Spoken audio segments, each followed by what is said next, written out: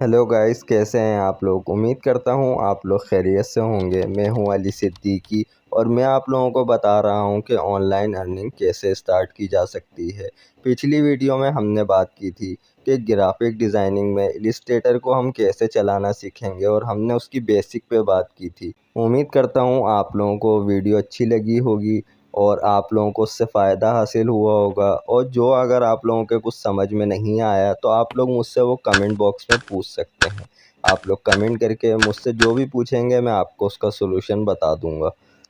पिछली वीडियो में मैंने आपको शेप टूल के बारे में बताया था और इसके अलावा सिलेक्शन टूल के बारे में भी आप लोगों को मैंने पूरा गाइड किया था कि इसको कैसे इस्तेमाल कर सकते हैं, कैसे चला सकते हैं और इसकी मदद से हम कैसे अच्छे से अच्छा डिज़ाइन बना सकते हैं। तो आज भी हम जो है वो इसके कुछ टूल्स के बारे में बात करेंगे कि इलस्ट्रेटर के दूसरे टूल्स कैसे यूज़ होते हैं। तो उसके लिए भी सबसे पहले हम शेप टूल में जाएंगे और कोई भी शेप ड्रॉ कर लेंगे और फिर हम जाएंगे यहाँ पे डायरेक्ट सिलेक्शन टूल का एक ऑप्शन है। डायरेक्ट सिलेक्शन टूल को हम सिलेक्ट करके किसी भी शेप के पॉइंट के ऊपर जब हम क्लिक करेंगे तो डायरेक्ट सिलेक्शन टूल की मदद से हम किसी भी पॉइंट को मूव कर सकते हैं आराम से और शेप को एक अलग लुक दे सकते हैं। आप शेप का एक एक पॉइंट मूव कर सकते हैं, उसको अपनी मर्ज़ी से जिस तरफ भी चाहें उस तरफ जो है आप उसको ले जा सकते हैं।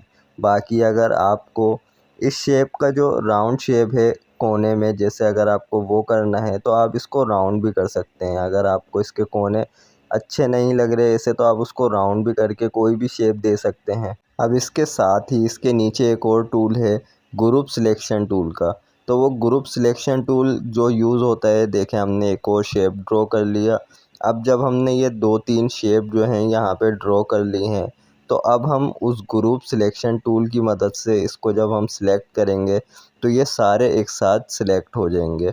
तो हम इसको कहीं पर भी जो है वो मूव कर सकते हैं। तो दोस्तों, ये आप लोगों को लाजमी याद रखना है कि डायरेक्ट सिलेक्शन टूल की मदद से हम किसी भी एंकर पर जब हम क्लिक करते हैं किसी भी पॉइंट पर तो हम उस पॉइंट को मूव कर सकते हैं और शेप को एक नई शक्ल दे सकते हैं। और इसके अलावा जब हम डिज़ाइन बनाते हैं पेन टूल पर तो उसमें भी डायरेक्ट सिलेक्शन टूल का बहुत अहम किरदार होता है। इसके अलावा ग्रुप सिलेक्शन टूल एक से ज़्यादा ऑब्जेक्ट को सिलेक्ट करने के लिए, उनके एंकर पॉइंट को सिलेक्ट करने के लिए यूज़ होता है, या फिर एक से ज़्यादा ऑब्जेक्ट को एक साथ मूव करने के लिए भी ग्रुप सिलेक्शन टूल का इस्तेमाल किया जाता है। और दोस्तों, इसके अलावा यहाँ पर एक टूल और भी मिलता है, लासो टूल। लासो टूल आपको फ़ोटोशॉप पे भी मिलेगा, इलस्ट्रेटर पे भी मिलेगा, मगर दोनों का इस्तेमाल अलग अलग है। इलस्ट्रेटर पे जब हम लासो टूल को सिलेक्ट करते हैं तो वहाँ पर हम किसी भी पॉइंट को मूव कर सकते हैं। यानी कि अगर हम डायरेक्ट सिलेक्शन टूल से किसी पॉइंट को अगर हम सिलेक्ट करेंगे तो हम सिर्फ उस पॉइंट को मूव करेंगे, लेकिन वो राउंड शेप नहीं होगा। लेकिन अगर हम लासो टूल से उस पॉइंट को सिलेक्ट करेंगे तो हम किसी भी एंकर पॉइंट को वहाँ से सिलेक्ट करके शेप को एक अलग ही शक्ल दे सकते हैं, जो कि बहुत ही खूबसूरत शक्ल बन सकती है। आप फॉर एग्ज़ाम्पल अगर आप कोई लोगो डिज़ाइन कर रहे हैं और आपको जो है वो पेन टूल की मदद से उसको ड्रॉ नहीं करना, आपने ऐसे ही राउंड शेप लिया और वहाँ पे लासो टूल का इस्तेमाल करके आपको जिस तरीके का वो शेप देना है तकरीबन वैसा ही शेप वो बन जाएगा और उसके एंकर पॉइंट भी शो हो जाएंगे। आप उसको जितना चाहें मूव कर सकते हैं और अपनी मर्ज़ी के हिसाब से ऑब्जेक्ट के साथ खेल सकते हैं, चाहे वो सर्कल हो या फिर रेक्टेंगल शेप हो या फिर वो ट्रायंगल शेप हो। आप किसी भी शेप को लासो टूल की मदद से अपनी मर्ज़ी के हिसाब से शेप दे सकते हैं। अभी मैं आपको एक एग्ज़ाम्पल करके दिखाता हूँ। ये देखें, हमने लासो टूल को सिलेक्ट किया और यहाँ पे हमने ये जो रेक्टेंगल शेप था इसको हमने सिलेक्ट किया और यहाँ पे इसके एंकर पॉइंट को जब हम मूव करेंगे तो ये आप देखें एक शेप अलग ही तरीके का बन गया। ये आपको मैंने समझाने के लिए सिर्फ एक शेप बनाया था। उम्मीद करता हूँ आप लोगों को तीनों टूल समझ में आ गए होंगे। Direct selection tool, lasso tool, group selection tool, ये सारे आपको समझ में आ गए होंगे। अब हम यहाँ से इनको सिलेक्ट किया और बैक स्पेस दबाएंगे तो ये डिलीट हो जाएंगे।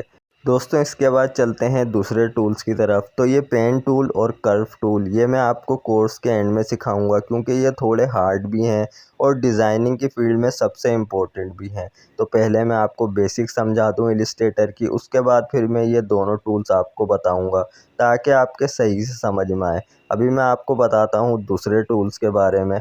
तो दोस्तों अब मैं आपको बताता हूँ पेंट ब्रश टूल के बारे में। तो ये पेंट ब्रश टूल जो है ये आप सिंपल समझ लें कि एक जैसे ब्रश होता है, या कोई पेंटर जो है वो पेंटिंग के लिए जो ब्रश इस्तेमाल करता है, ये उस तरीके का टूल है। ये आपको ज़्यादातर जो है वो आप अगर जैसे कि इसके ऊपर कोई पिक्चर वगैरह ड्रॉ कर रहे हैं या कोई पिक्चर डिज़ाइन कर रहे हैं, तो उसके लिए आपको ये पेंट ब्रश टूल ज़्यादा फ़ायदेमंद होगा। बाकी पेंट ब्रश टूल का फ़ायदा ये है कि आपने अगर कोई ऑब्जेक्ट जैसे कि नॉर्मली बनाएंगे, और उसमें अगर आप यहाँ से जैसे कि नीचे जो बॉक्स है कलर का, यहाँ से कलर सेलेक्ट करेंगे, तो आप जो है वो पूरे ऑब्जेक्ट में कलर सेलेक्ट कर सकते हैं। अगर आप पेंट ब्रश टूल या ब्रश टूल के ज़रिए अगर उसके अंदर आप फिल करते हैं, कोई डिज़ाइन बनाते हैं, तो आप उसको अलग अलग कलर्स के साथ कर सकते हैं। इसी तरीके से इसमें एक पेंसिल टूल भी है। पेंसिल टूल ये है कि ब्रश टूल जो है वो थोड़ा सा मोटा होता है, और पेंसिल टूल जैसे कि आपको पता है पेंसिल की जो लिखाई होती है उसी टाइप की एक होती है। इसके अंदर आप ऐसे भी इसको एक पाथ की शक्ल में भी ड्रॉ कर सकते हैं, और अगर आप इसमें कलर देना चाहते हैं तो इसको सिलेक्ट करके नीचे कलर बॉक्स में जाके आप इसको कलर भी दे सकते हैं। बाकी आप इसका प्रैक्टिकली यूज़ करें। अगर आपको कोई इशू आता है तो आप मुझसे कमेंट बॉक्स में पूछ सकते हैं, मैं आप लोगों को ज़रूर रिप्लाई करूंगा, और जो भी प्रॉब्लम होगी कोशिश करूंगा वो सॉल्व करूं।